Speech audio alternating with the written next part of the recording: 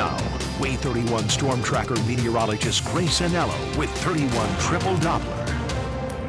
And Grace, that system that we've been talking about, is that the same system that's moving over our way? It is. It is. So it's been bringing the worst of things to Louisville, Kentucky. However, kind of joining with a different mentality than we had this morning. We were very weather aware. Now we've kind of seen where that storm has gone so far this morning. And rather than decreased, our risk has in fact increased as we head into the evening, late afternoon and evening. So let's go ahead and take a look. We're already starting to see some rain. It is not severe, but it is thunderstorms. It's pushing into Florence and Muscle Shoals, getting ready to make its way east in southern Tennessee, as well as into eastern Lauderdale County.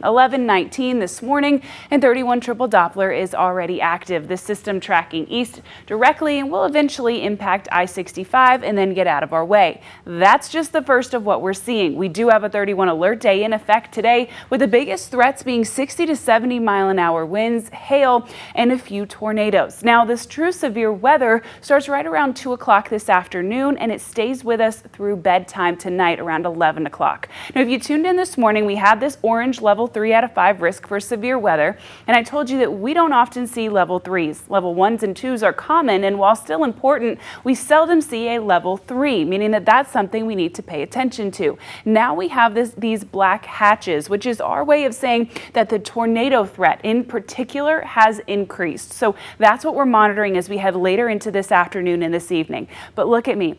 Do not freak out. Do not be scared. I understand Alabama and weather in North Alabama can be very scary, but you do not need to be. We've been tracking this for a week. We're not going anywhere until it's out of our system, and we're going to make sure you're as informed as you possibly can be to stay safe. The storm line comes into the shoals around 2 o'clock, the Huntsville Metro around 6, and makes its way into Sand Mountain right around 8 o'clock. Here's what it looks like on future radar. It's all coming with a cold front. I told you this morning it was called a QLCS, a quasi-linear convective system, and that the more linear that line becomes, the more dangerous it becomes.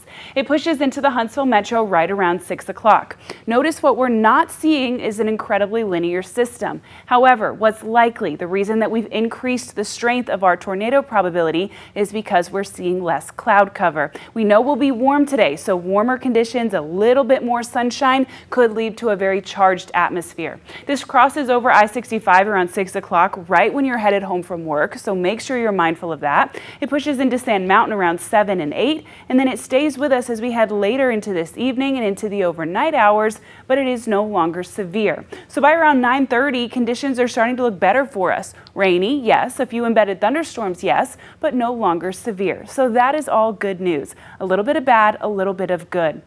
Again, that stronger rain coming later this afternoon, staying with us, but note how warm we are. So areas that see more sunshine are the same areas that are likely to see stronger of the severe storms today.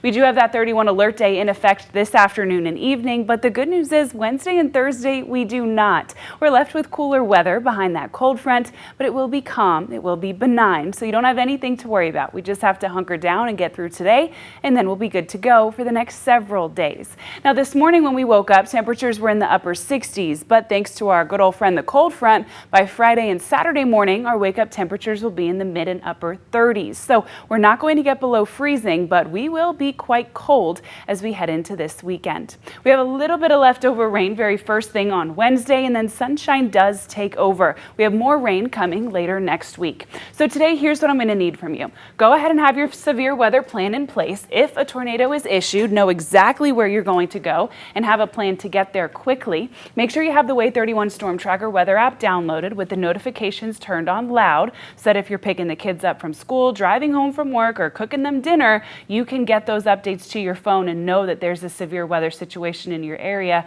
And make sure you check back in with us. Tune in with Chief Meteorologist Jeff Castle tonight. He'll be joined by Meteorologist Amber Kulik, and they'll be monitoring this system every step of the way as it comes through.